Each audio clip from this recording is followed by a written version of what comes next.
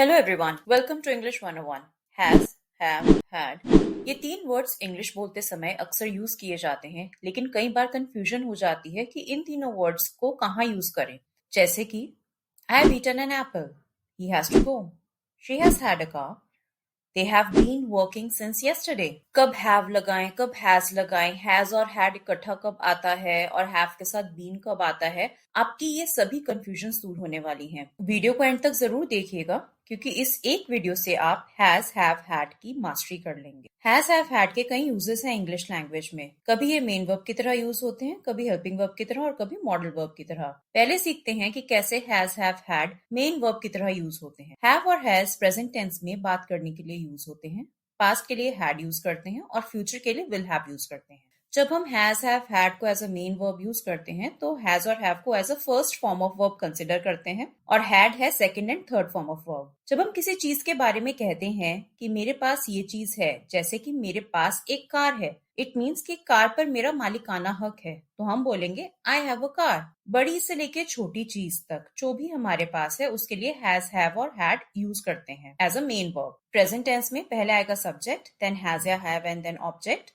Past में subject के बाद हैड एंड देन ऑब्जेक्ट और फ्यूचर में subject and then will have and then object. Present tense में हैव यूज करते हैं आई, यू, वी, दे और प्लूरल नाउन्स के साथ। प्लूरल नाउन्स मीन्स बहुवचन, जब हम एक से ज्यादा की बात करते हैं। For example Rohan and Mohan. Has use करते हैं ही, शी, इट और सिंगुलर नाउन्स के साथ। सिंगुलर नाउन मीन्स एक वचन, जब हम किसी एक नेम की बात करते हैं। फॉर एग्जाम्पल रोहन, यहाँ नेम किसी का भी हो सकता है, पर्सन, प्लेस और थिंग। अगर आपको subjects, helping verbs, verbs, objects में कोई भी कंफ्यूजन है तो इन पर हमने एक डिटेल्ड वीडियो बनाई है, एक बार देख लीजिएगा, लिंक डिस्क्रिप्शन में है, सभी डाउट्स क्लियर हो जाएंगे। उसके पास एक घड़ी है, उसके मीन्स ही या शी, और ही या शी के साथ हैज यूज करते हैं तो आएगा ही हैज अ वॉच। मेरे पास एक कार थी मीन्स पास्ट टेंस की बात कर रहे हैं तो हैड यूज करेंगे, आई हैड अ कार। उसके पास एक घड़ी थी, ही हैड अ वॉच। अगले महीने तक मेरे पास एक नई कार होगी, I will have a new car by next month. उसके जन्मदिन पर उसके पास एक नई घड़ी होगी, he will have a new watch on his birthday. याद रखिए हैज सिर्फ प्रेजेंट टेंस में ही यूज करेंगे, पास्ट टेंस में सभी सब्जेक्ट्स के साथ हैड ही यूज करेंगे और फ्यूचर टेंस में सभी सब्जेक्ट्स के साथ विल हैव ही यूज करेंगे, विल हैज यूज नहीं करेंगे। चलिए अब इनके नेगेटिव सेंटेंसेस बनाते हैं। नेगेटिव सेंटेंस यानी कि जिनमें नहीं आता है। प्रेजेंट टेंस में नेगेटिव सेंटेंस बनाने के लिए सब्जेक्ट के बाद आएगा डू या डस, उसके बाद आएगा नॉट, फिर आएगा have and then object. I, you, we, they and plural nouns के साथ डू नॉट लगाएंगे, ही, शी, इट और सिंगुलर नाउन के साथ डज नॉट लगाएंगे। याद रखिए नेगेटिव सेंटेंस में हमेशा डू नॉट या डज नॉट के साथ हैव ही यूज करेंगे, नेगेटिव सेंटेंस में हैज यूज नहीं करेंगे। मेरे पास कार नहीं है, I do not have a car. आप इसे शॉर्ट में भी बोल सकते हैं, I don't have a car. ऐसे ही उसके पास गाड़ी नहीं है, ही के साथ डज नॉट लगाते हैं और नेगेटिव सेंटेंस में डज नॉट के साथ हैव ही यूज करते हैं। He does not have a watch या he doesn't have a watch. जब हम दो वर्ड्स को जोड़कर उनकी शॉर्ट फॉर्म बना देते हैं तो उन्हें कहते हैं कॉन्ट्रैक्शंस। पास्ट टेंस में नेगेटिव बनाने के लिए सब्जेक्ट के बाद आएगा डिड, देन नॉट, फिर आएगा हैव एंड देन ऑब्जेक्ट। क्योंकि ये पास्ट टेंस है तो हमने डू की फॉर्म चेंज करके डिड लगा दिया और डिड के साथ हमेशा फर्स्ट फॉर्म ऑफ वर्ब ही यूज होती है। ये हमने आपको पास्ट टेंस की वीडियो में डिटेल में समझाया है। अगर इससे लेके कोई भी कंफ्यूजन है तो लिंक डिस्क्रिप्शन बॉक्स में है, एक बार देख लीजिएगा।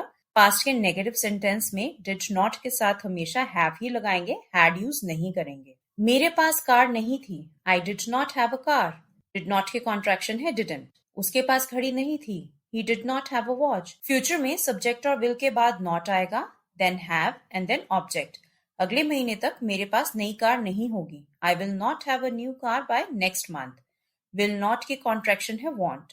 उसके जन्मदिन पर उसके पास नई घड़ी नहीं होगी, he will not have a new watch on his birthday. अब इन्हीं के इंटेरोगेटिव सेंटेंस यानी कि क्वेश्चन सेंटेंस बनाते हैं। प्रेजेंट में इंटेरोगेटिव सेंटेंस बनाने के लिए डू या डज सब्जेक्ट से पहले आ जाएगा, यानी कि पहले आएगा डू या डज, फिर आएगा subject, then have and then object. क्या मेरे पास एक कार है, do I have a car. क्या उसके पास एक घड़ी है, does he have a watch. Past में इंटरोगेटिव सेंटेंस बनाने के लिए डू की second form of verb use करेंगे डिड, क्योंकि पास्ट टेंस में सेकेंड फॉर्म ऑफ वर्ब ही यूज करते हैं। देन आएगा subject, then have, then object. याद रखिए डिड के साथ हमेशा हैव ही यूज करेंगे, हैड यूज नहीं करेंगे। क्या मेरे पास एक कार थी? Did I have a car? क्या उसके पास एक घड़ी थी?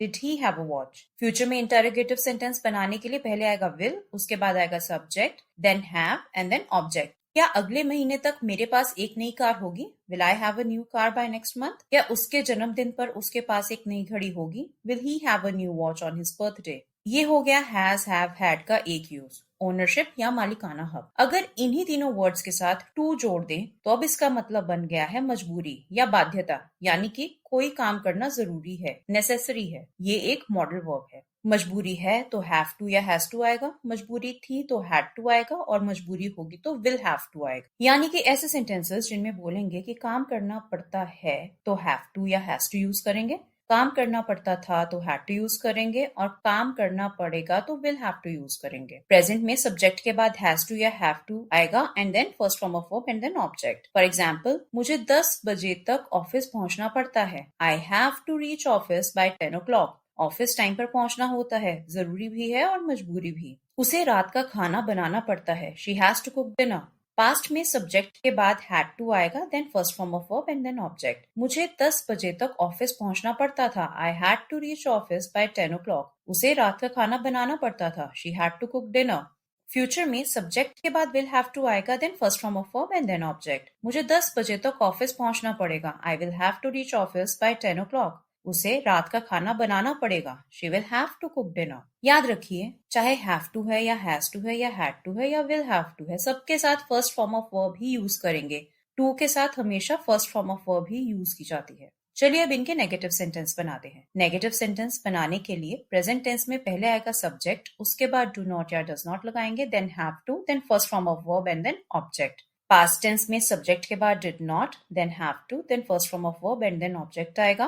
फ्यूचर टेंस में सब्जेक्ट के बाद will not and then first form of verb and then object आएगा। प्रेजेंट के सभी नेगेटिव सेंटेंसेस में हैव टू ही यूज करेंगे, हैज टू यूज नहीं करेंगे। फॉर एग्जाम्पल, मुझे 10 बजे तक ऑफिस नहीं पहुंचना पड़ता है। I do not have to reach office by 10 o'clock। उसे रात का खाना नहीं बनाना पड़ता है। She does not have to cook dinner. मुझे 10 बजे तक ऑफिस नहीं पहुंचना पड़ता था। I did not have to reach office by 10 o'clock। उसे रात का खाना नहीं बनाना पड़ता था। She did not have to cook dinner. मुझे 10 बजे तक ऑफिस नहीं पहुंचना पड़ेगा। I will not have to reach office by 10 o'clock। उसे रात का खाना नहीं बनाना पड़ेगा। She will not have to cook dinner. अब इनके इंटरोगेटिव सेंटेंस यानी कि क्वेश्चन सेंटेंस बनाते हैं। प्रेजेंट टेंस में पहले आएगा डू या डज, देन सब्जेक्ट, और फिर have to and then first form of verb and then object. Past tense में पहले आएगा डिड, देन सब्जेक्ट, और बाकी का सब सेम रहेगा। ऐसे ही फ्यूचर टेंस में भी पहले आएगा विल, उसके बाद सब्जेक्ट, उसके बाद have to, then first form of verb and then object.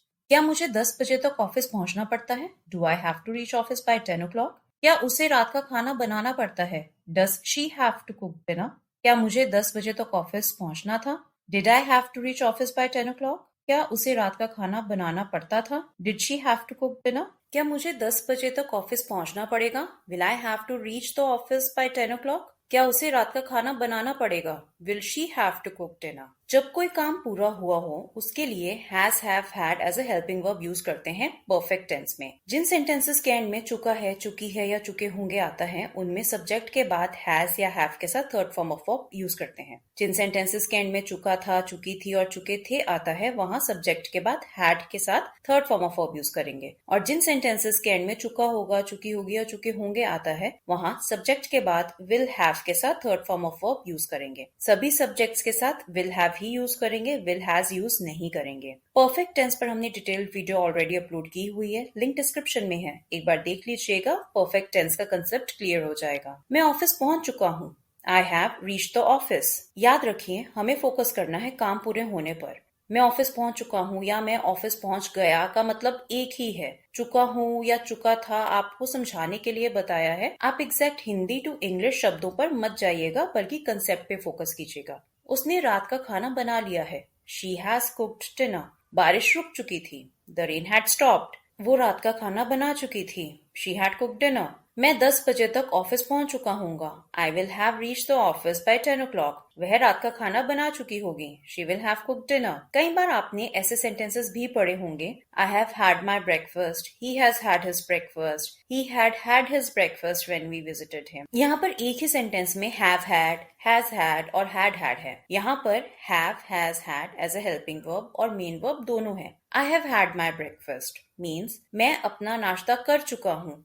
हम खाने की क्रिया के साथ हैव यूज करते हैं और खाना खा चुका हूँ मीन्स परफेक्ट टेंस है, तो पहला हैव है हेल्पिंग वर्ब और हेल्पिंग वर्ब के साथ हमेशा third form of verb use होती है और हैव की थर्ड फॉर्म ऑफ वर्ब है हैड। ऐसे ही he has had his breakfast। वह अपना नाश्ता कर चुका है। He had his breakfast when we visited him। यह है पास्ट परफेक्ट टेंस। जब हम उससे मिलने गए उसने नाश्ता कर लिया था। अब बनाते हैं परफेक्ट टेंस में नेगेटिव सेंटेंसेस। प्रेजेंट में सब्जेक्ट और हैज या हैव के बाद आएगा नॉट और बाकी का सब सेम रहेगा। ऐसे ही प्रेजेंट में भी सब्जेक्ट और हैड के बाद नॉट आएगा और बाकी का सब सेम रहेगा। फ्यूचर टेंस में सब्जेक्ट और विल के बाद नॉट आएगा, उसके बाद have, then third form of verb and then object. याद रखिए फ्यूचर परफेक्ट टेंस में विल नॉट हैव यूज करेंगे, विल हैव नॉट यूज नहीं करेंगे। मैं ऑफिस नहीं पहुंचा हूँ। I have not reach the office. उसने रात का खाना नहीं बनाया है। She has not cooked the dinner.